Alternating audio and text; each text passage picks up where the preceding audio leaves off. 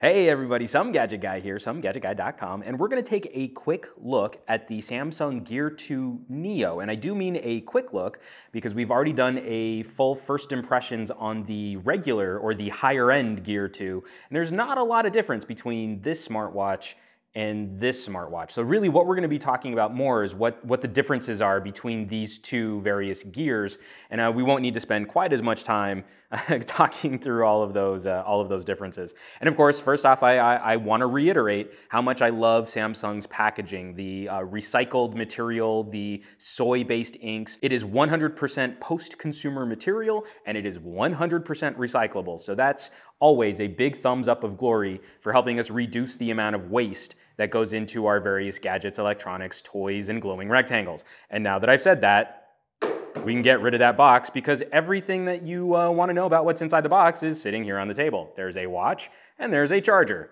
And that's pretty much all you need to know. Walking around the watch, it is very similar to the other Gear 2 that we've already reviewed. Instead of metal flanking the front face of the watch, it's a really nice satin finished soft touch plastic or rubber feel that goes around the sides. I hope this will age better than my Qualcomm Talk as it gets little nicks and scratches from being banged around on your wrist. On the back, we've got the same setup here. That's the heart rate monitor and those little pins for charging. So that's nice that those features are still included. Same one button touch action down at the bottom and the same screen where we can go through the exact same apps and services. Feels about the same when it comes to the fluidity of the UI. You can always slide down after you go into an app, no notifications. I can come right back down to the time by sliding that way. But on the top of the watch, we only have the IR blaster. We no longer have a camera. And to be perfectly honest, guys, I'm pretty much fine with that. From the Galaxy Gear and the Gear 2, I can't say I've ever really been in a situation where this was the camera I preferred using, even if it meant having to take an extra second to pull my phone out of my pocket or pick up my full-sized SLR. I don't know that the convenience of having a wrist-mounted camera which side fires off of your wrist in a sort of a James Bond style pew pew kind of way seems to be that big of a benefit. But seeing as how I'm always losing the TV remote, having a TV IR blaster built into my watch actually does seem like it could be kind of a cool feature. And we have the same clasp on the watch band, which I like, has a nice snappy action to it. It feels really secure when it's locked in place, but it's not too difficult to pop back open. And we can, just like on the Gear 2, we can replace the watch band if you want to pop this watch band off and go with a metal watch band.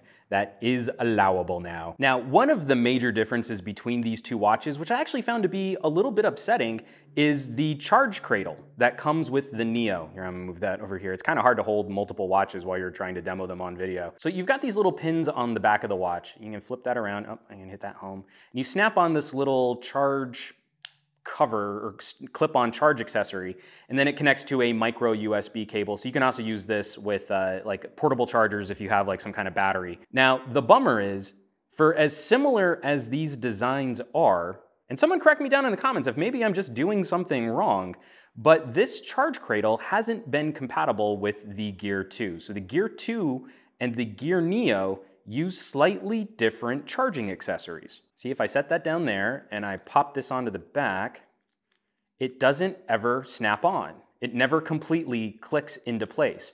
And I would be worried about trying to charge it. I'm sure if you lined the pins up and you sort of held it in place, which seems ridiculous, that you could charge the Gear 2 with this charger. But it's a little upsetting to think like, hey, you know, what if I wanted to get a Gear 2 for my wife and I just wanted the regular Gear? We would have to keep track of separate charging plates.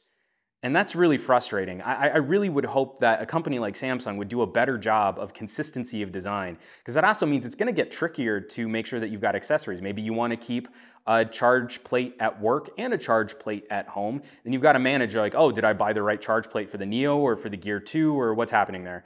And it just seems like a bad play to make these proprietary to each individual model of watch when we already have to keep track of this separate little bit of plastic We can't just charge using some standard connection or wireless charging interface. And folks, that's about it. I don't really want to belabor the point on this video, as pretty much everything else that we would talk about in regards to the Gear 2 Neo, you can catch my review on the Gear 2 and get all of that information in there too.